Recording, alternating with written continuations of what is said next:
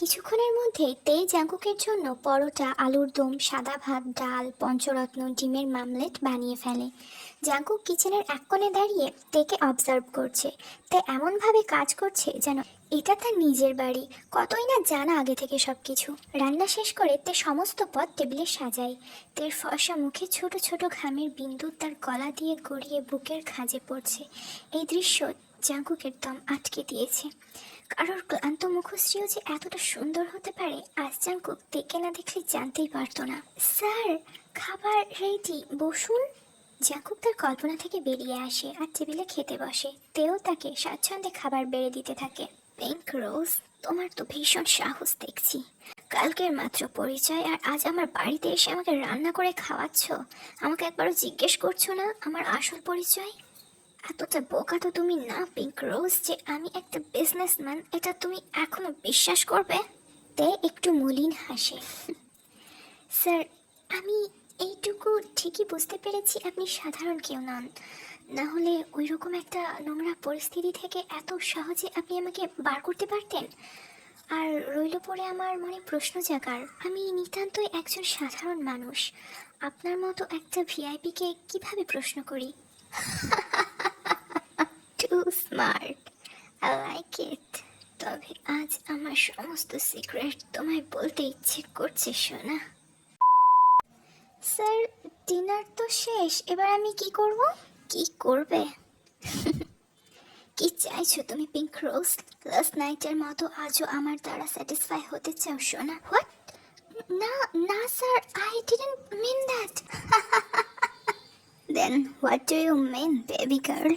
আসলে মানে আপনি আপনি তো সেখানে শুধু আমার জন্য গিয়েছিলেন, না হলে তো বাকি মেয়েদেরও ছাড়িয়ে আনতে পারতেন। আমাকে এনেও তো আপনার কাছে রেখেছেন, আমাকে বাড়ি যেতে দেননি। তাহলে আমি কি বুঝবো? জাঙ্কুক বাঁকা হাসে।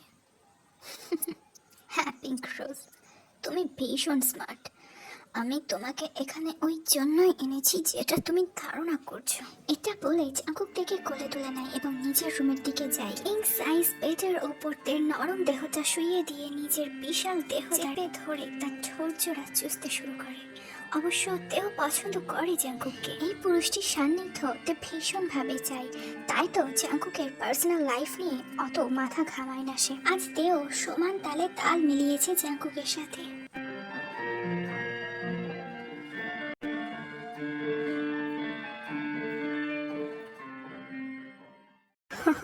Oh my sweetheart, I like you so much, babe. Jungkook থেকে নিচের বুকে টেনে নেয় এবং তের কপালে একটা চুম্বন করে। Let's play the real game, baby girl. Okay, daddy. Fuck your phone করার সময় পায় না। জাঙ্কুক ফোনের স্ক্রিনে দেখে এখন ভোর 4টা আর তার সেক্রেটারি ইউনো কল করেছে। জাঙ্কুক ফোনটা পিক করে বলে, কি হয়েছে? বস, সর্বনাশ হয়ে গেছে বস। ইউনোর গলার আওয়াজ শুনেই জাঙ্কুক বিপদের আভাস পায়। সে গভীর চিন্তায় পড়ে যায়। এই প্রথম তার মনে হচ্ছে সে যেন হেরে যাচ্ছে। কি কি হয়েছে ইউনো? গোডাউনে গার্ডগুলোকে মেরে সব মেয়েগুলোকে নিয়ে গেছে বস। আর আর আপনার কেমিক্যাল ল্যাব ব্লাস্ট হয়েছে। 10 থেকে 12টা ওয়ার্কার ডেড বস। 20-25 জন ভীষণভাবে আহত। কিচ্ছু নেই বস, সব পুড়ে গেছে। হোয়াট? না না, আমার স্বপ্নের ল্যাব না। কে কে করেছে এসব? ওই মাদারফাকার বুকামটা কোথায়? বস, বুগামকে সব সময় আমরা চোখের সামনেই রেখেছি। সন্দেহজনক কিচ্ছু করেনি সে। এখন বাড়িতে নিশ্চিন্তে ঘুমোচ্ছে। ড্রোন দিয়ে তার বেডরুমের ফুটেজ দেখেছি, আপনাকে পাঠাচ্ছি বস। জাঙ্কুক ইউনোর কলটা কেটে ভিডিওটা চেক করে। বুকাম তার রুমে ঘুমোচ্ছে, তার মুখটাও স্পষ্ট দেখা যাচ্ছে। সন্দেহের তালিকায় এই একমাত্র বুগামই ছিল। বুকাম যদি এসবের মধ্যে না থাকে তাহলে কে করছে এসব? জাঙ্কুক ভীষণভাবে টেনশনে পড়ে যায়। তার প্যাশন, তার শখের জিনিস, তার সবচেয়ে বড় প্রফিটের জায়গা আজ নষ্ট হয়ে গেছে। জাঙ্কুক তাড়াহুড়ো করে ফ্রেশ হয়ে আসে। তাই সব কিছু লক্ষ্য করছে, বোঝার চেষ্টা করছে, কিন্তু জাঙ্কুকে কিছু জিজ্ঞেস করার সাহস পাচ্ছে না। পিঙ্ক রোজ, আমার অফিসে কিছু প্রবলেম হয়ে গেছে, আমাকে এখনই সেখানে যেতে হবে। তুমি যেখানে আছো এটা আমার বাড়ি, কোনো কিছুর দরকার হলে মেয়েদের ডেকে নেবে, আমি কাজ সেরে চলে আসবো, কেমন? তেই শুধু হ্যান বোধক মাথা নাড়ায়। রুম থেকে বেরোনোর আগে জাঙ্কুক তের কপালে একটা ভালোবাসাপূর্ণ চুম্বন করে। হ্যাঁ, সে তেকে ভালোবাসে, তার আচরণই বলে দেয়। তে শুধু তার মোহ না, বরং ভালোবাসা। জাঙ্কুক চলে যেতেই তেও ফ্রেশ হয়ে নেয় আর পুরো বাড়িটা ঘুরে দেখতে শুরু করে। মোট ঘরের সংখ্যা 22টা, তার মধ্যে 6টা হল ঘর। সেখানে বিভিন্ন পার্টি এবং মিটিং হয়। 2টো ডাইনিং রুম, একটা পার্সোনাল এবং একটা বাইরের মানুষজন এলে ইউজ হয়। 4টি লাইব্রেরি এবং 10টা বড় বেডরুম, প্রত্যেকটাতেই অ্যাটাচ ব্যালকনি এবং ওয়াশরুম। জাঙ্কুক প্রথমেই চেক করে তার স্বপ্নের ল্যাব, যেটা সম্পূর্ণভাবে নষ্ট হয়ে গেছে। বিভিন্ন ধরনের বিষাক্ত কেমিক্যাল থাকায় আরও ভালোভাবে পুড়ে গেছে সেটা। গোটা ল্যাবটাই যদিও অ্যান্টিবায়োটিক প্রোডাক্ট দিয়ে প্রোটেক্ট ছিল, তাহলে কিভাবে আগুন লাগলো? এছাড়াও তার 6টা গোডাউনের মধ্যে 2টো পুলিশ দ্বারা সিজ করা হয়েছে, বাকি 4টে এখনও ঠিকঠাক অবস্থাতেই আছে। তাই কিছু অস্ত্রশস্ত্র এবং ড্রাগস এখনও নিরাপদ। জাঙ্কুক সব কিছু ভালো মতো চেক করে এবার ইন্টারোগেশনে বসে। প্রথমে বুকামের ওপর সমস্ত ভিডিও ফুটেজ দেখে সন্দেহজনক কিছুই পাওয়া যায় না। এছাড়াও শহরের বিভিন্ন পুলিশ স্টেশনে গত 1 সপ্তাহের সমস্ত পদক্ষেপ পর্যবেক্ষণ করা হয়, কিন্তু তবুও কিছু পাওয়া যায় না। তাহলে কি ভেতরের কেউ বিশ্বাসঘাতকতা করেছে? সমস্ত গার্ড এবং ওয়ার্কারকে একে একে ডাকা হয়, তাদেরকেও বিভিন্নভাবে ইনকোয়ারি করা হয়। জাঙ্কুকের সেক্রেটারিও বাদ পড়ে না। আসলে সবার শরীরেই জাঙ্কুক 24 ঘন্টা একটা জিপিসি চিপ পরে থাকার অর্ডার দেয়। খুললেই নোটিফিকেশন হেড কাউন্টারে। জাঙ্কুকের বুঝতে অসুবিধা হলো না তার কোনো ভেতরের লোকও এই কাজ করেনি। পুলিশ না, ভেতরের লোক না, তাহলে বাইরের কেউ? কেন তাকে ভাবে ধ্বংস করতে উঠে পেরে লাগবে কোনো বাইরের মানুষ? ইয়নজুনের রেডি করা পেপার হাতে পেয়ে যদি কেউ এই ঘটনাটা ঘটায়, তাহলে তার তো এত কিছু করার দরকার ছিল না। সমস্ত প্রমাণ হাইকোর্টে দেখিয়ে জাঙ্কুকের বিরুদ্ধে এনকাউন্টার পারমিশন পেয়ে যেত ইজিলি। তারপর রাজাকে মেরে গোটা সাম্রাজ্য শেষ করে দিত। এটা কি কোনো পার্সোনাল শত্রুতা? না, জাঙ্কুক আর ভাবতে পারছে না। সে তার বাড়ি চলে যায় একটু ফ্রি হওয়ার জন্য। বাড়ি ঢুকে একটা মেয়েকে নিয়ে হোটেলে আসে শারীরিক সম্বন্ধের জন্য। তার রুমে তার একান্তই এক নারী থাকা সত্ত্বেও আজ সে এটা করতে চায়, কারণ একটাই, সে তার পিঙ্ক রোজকে আঘাত করতে চায় না। আজ যে পরিমাণ তার মাথা নষ্ট হয়ে আছে, মেয়েটি জাঙ্কুকে নির্যাতন সহ্য করতে না পেরে মারাও যেতে পারে। মেয়েটিকে নিয়ে জাঙ্কুক রুমে প্রবেশ করা মাত্রই সমস্ত লাইট অফ করে মেয়েটির ওপর ঝাঁপিয়ে পড়ে। জাঙ্কুকের শরীরের সাথে মেয়েটির সারা শরীর স্পর্শ হতেই জাঙ্কুক বিরক্তি আর অসন্তুষ্টিতে আরও রাগে ফেটে পড়ে। তার ঠিক পোষাচ্ছে না, তার তো শুধুমাত্র ওই পিঙ্ক রোজকেই লাগবে। জাঙ্কুক এক মুহূর্তে ভুলে গেল আজ সারা দিনের ঘটনা। কিভাবে সে নিঃস্ব হয়েছে মনে পড়ছে না আর। সমস্ত ভাবনা জুড়ে আছে ওই পিঙ্ক রোজ। কতই না নিষ্পাপ মেয়েটি। জাঙ্কুক তার বাড়ির উদ্দেশ্যে বেরিয়ে পড়ে। বাড়িতে ঢুকেই ড্রয়িং রুমে দেখতে পায় তার আকাঙ্ক্ষিত মুখটিকে, যে কিনা সারাদিন গোটা বাড়িতে প্রত্যেকটা রুমে বেশ কিছুক্ষণ সময় কাটিয়ে এই মাত্র ড্রয়িং রুমে বসে 1 কাপ চা তুলেছে মুখে দেওয়ার জন্য। জাঙ্কুককে দেখেই হাতের কাপটা টেবিলে রেখে বলে, আপনি ঠিক আছেন? জাঙ্কুক তার কথার উত্তর না দিয়ে নিজের মতো এসে তের কোলের ওপর মাথা দিয়ে হাত পা ছড়িয়ে শুয়ে পড়ে। তেও তার এক হাত দিয়ে জাঙ্কুকের মাথায় হাত বুলিয়ে দিতে শুরু করে, যে কত দিনেরই না অভ্যাস। অথচ তাদের পরিচয় এখনও ঠিক করে 1 সপ্তাহও হয়নি। এরপর জাঙ্কুক নিজের থেকেই বলতে শুরু করে, জীবনে অনেক পাপ কাজ করেছি সোনা, কখনো রিগ্রেট হয়নি। আমার এই যে এত বিলাসিতা, সব কিছুই আমার পাপের টাকা দিয়ে। সবসময় মনে হয়েছে প্রচুর টাকা কামাতে হবে, সব থেকে বড় মানুষ হতে হবে, ঠিক যেমন একজন রাজা। তবে ভালো মানুষের শত্রু বেশি। ভালো কোনো কাজ করে আমি এত বড় হতে পারতাম না, তাই এই পথ বেছে নিয়েছি। যত প্রকার খারাপ কাজ তোমার জানা আছে, আমি সবগুলোর সাথেই জড়িত। এই কালো রাজ্যের রাজা হয়ে বেশ ভালোই রব জমিয়েছি গোটা শহরে, কিন্তু এই মুহূর্তে আমার এই পাপের সাম্রাজ্য শেষ হতে বসেছে। রাজাও এবার চিরনিদ্রায় চলে যাবে। আমাকে হারানোর জন্য আমার থেকেও বড় কেউ এসেছে। খেলাটা আমি শুরু করলেও শেষটা হবে এখন তার হাতেই, আমার মৃত্যুতে। জাঙ্কুকের কথাগুলো শুনতে শুনতে তের হাত থেমে গেছে জাঙ্কুকের চুলের মধ্যে। সে একটু থেমে আবারও বলতে শুরু করে, পিঙ্ক রোজ, জানো এখন আমার ইচ্ছে করছে তোমার সাথে বাঁচতে। আগে কখনোই মৃত্যুকে ভয় লাগেনি শোনা, কিন্তু এখন আমি ভয় পাচ্ছি। কখনোই এমন ফিল করিনি, আজ খুব কষ্ট হচ্ছে। তের কোলে শুয়ে থাকা অবস্থাতেই তার পেটে মুখ গুজে তাকে শক্ত করে জড়িয়ে ধরে। তেও জাংকুককে আগলে নেয়। তে বুঝতে পারছে এই মানুষটা অন্তত শেষ সময়ে তার করা সমস্ত কাজের জন্য রিগ্রেট করছে।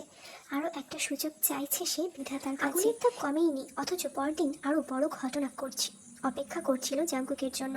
প্রত্যেকটা নিউজ চ্যানেলে দেখানো হচ্ছে জিওন সিগালের প্রত্যেকটা ঘাঁটি নষ্ট করা হয়েছে।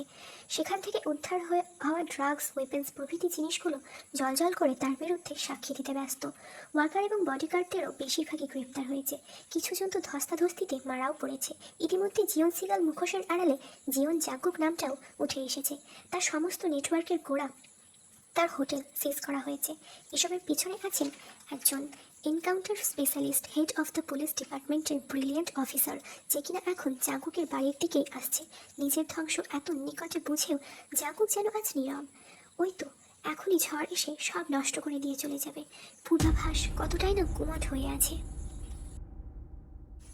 সকালের কিছু নাস্তা বানিয়ে দুজনেই তারা খেয়ে নেয় এবং খাবার খেয়ে জাংকুক অন্য কিছু না ভেবে তেকে নিয়ে পাড়ি জমায় ভালোবাসার এক বিশাল নোনা সমুদ্রে। তে ব্যথায় কুকড়ে ওঠে, এত বড় জিনিস তার শরীরে এই প্রথম ঢুকছে।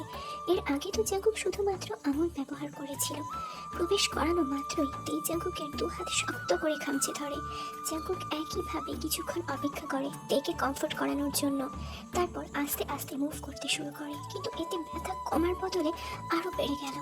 তের মৃদু চিৎকার গোটা ঘরে প্রতিধ্বনিত হতে শুরু করলো। জাংকুক ধীরে ধীরে নিজের গতি বাড়িয়ে দেয়।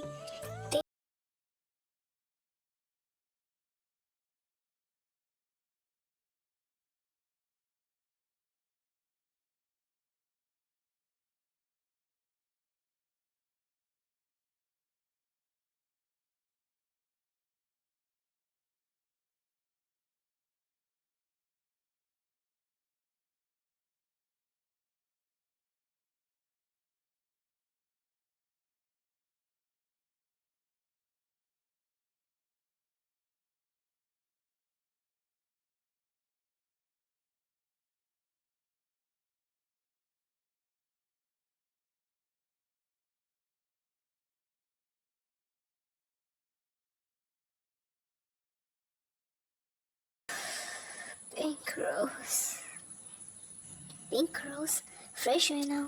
তোমাকে এখন যেতে হবে এখান থেকে, যখন তখন পুলিশ এসে ঢুকতে পারে। জাংকুক, যদি আর একটা জীবন পাও কি করবে? তের প্রশ্ন শুনে জাংকুক কিছুটা সময় নিয়ে বলে, তোমাকে নিয়ে অনেক দূরে চলে যাব সোনা। এই কথায় তেও হয়তো তার জীবনের অসম্পূর্ণতা অনুভব করতে পারে। দুজন এখনো ক্লান্ত, নগ্ন শরীরে একে অপরের সাথে লেপ্টে শুয়ে আছে বিছানায়। দূর থেকে শোনা যাচ্ছে পুলিশ কারের সাইরেন, শব্দটা ক্রমশ কাছে চলে আসছে। তেই জাংকুককে ছেড়ে ওয়াশরুমে চলে যায়। ফ্রেশ হয়ে এসে নিচে নেমে যায়। জাংকুকও ধীরে ধীরে উঠে ফ্রেশ হয়ে নিচে আসে। গোটা ড্রয়িং রুম ভর্তি, সবার মাঝে বসে আছে তার পিঙ্ক রোজ। জাংকুক ভীষণ অবাক।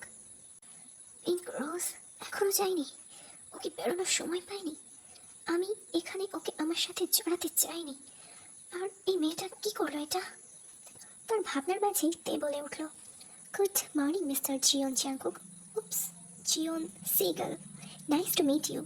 I am the young encounter specialist and head of the National Police Department, Miss Kim Tae-hyung Fei. জাংকুকের মনে পড়ে তার অ্যাসিস্ট্যান্ট ইয়োনুর লাস্ট SMS ছিল এই নামটি, মিস কিম ভি। কিন্তু সেই অবস্থায় অলরেডি সে এতটা দুর্বল হয়ে পড়েছিল যে অন্য কিছু নিয়ে মাথা ঘামাতেই চায়নি। এই মুহূর্তে সে তার অনুভূতি নিয়ে দ্বিধায় ভুগছে। সে রাগ করবে যে তার ভালোবাসার মানুষটি তাকে ধোঁকা দিল, নাকি খুশি হবে যে সে তার ভালোবাসার মানুষের হাতেই মরতে পারবে? এই আর কোনো রকম কথা না বাড়িয়ে জাংকুকের দিকে বন্দুক তাক করে বুক বরাবর 4টে এবং হাতে, পায়ে, পেটে বিভিন্ন জায়গায় 4-5টা গুলি মেরে দেয়। সে যন্ত্রণায় ছটপট করতে করতে নিস্তেজ হয়ে পড়ে। তার মৃত্যু কনফার্ম করে বেশ কিছুক্ষণের মধ্যেই সবাই সেখান থেকে ধীরে ধীরে চলে যায়। এমনকি জাংকুকের ভালোবাসার মানুষটিও আজ তাকে একা করে চলে যায়। তে যাওয়ার আগে শেষবার জাংকুকের দিকে তাকিয়ে ভাবলেশহীনভাবে চলে যায়। কেটে গেছে 2 মাস। এই 2 মাসে অনেক কিছুই পাল্টে গেছে। তে শহরের বাইরে একটা 3BH ফ্ল্যাটের ব্যালকনিতে দাঁড়িয়ে মিল্কশেক খাচ্ছে। ফ্ল্যাটটা 12 তলায় হওয়ায় শহরের ভিউটা ভালোই দেখা যাচ্ছে। সকালের মিষ্টি রোদ তার নরম শরীর পিছলে বিছানায় ঘুমন্ত তার শখের পুরুষের মুখে পড়ছে। দেশে দিকে একবার তাকিয়ে ডুব দেয় তার ইউনিভার্সিটি জীবনের অতীতে। তে ভীষণ মেধাবী এবং প্রাণোজ্জ্বল দয়ালু একটি মেয়ে, তাই তো এই সমাজ সেবার ক্যারিয়ারটাই বেছে নিয়েছিল নিজের জন্য। সেকেন্ড ইয়ারে থাকাকালীন অ্যাডমিশন হয় পুলিশ ট্রেনিং সেন্টারে, পাশাপাশি বিভিন্ন পুলিশ সিলেকশন এক্সামও দেয়। ইউনিভার্সিটির পড়াশোনাও কন্টিনিউ করে। এত পরিশ্রমের মধ্যেও মেয়েটি ফাইনাল ইয়ারে এসে একজন জুনিয়রের প্রেমে পড়ে। প্রেম বলাটা হয়তো ঠিক হবে না, একতরফা ভালোবাসা। ছেলেটা সদ্য ফার্স্ট ইয়ারে এসেছে, দেখতে অসম্ভব সুন্দর, ঘাড় পর্যন্ত লম্বা চুল, ফর্সা সুগঠিত দেহ, চোখে মোটা ফ্রেমের চশমা। তার নিচেই দেখা যায় একজোড়া শিকারী জ্বলন্ত চোখ, যা শুধুমাত্র আবদ্ধ থাকে বইয়ের পাতায়। সরু ফিনফিনে ঠোঁট, একটা লম্বা টিকালো নাক। তবে কেউ এই ছেলের মন জয় করতে পারেনি। ইউনিভার্সিটিতে আসা মাত্রই প্রায়শই প্রপোজাল পেতে থাকে, তবে গ্রাহ্য করেনি কখনোই। এই ব্যাপারটাই হয়তো আমার সব থেকে ভালো লেগেছিল, তবে আমার মনের কথা বলার ইচ্ছে হয়নি তখনও। ছেলেটার মেধা প্রত্যেকটা টিচারের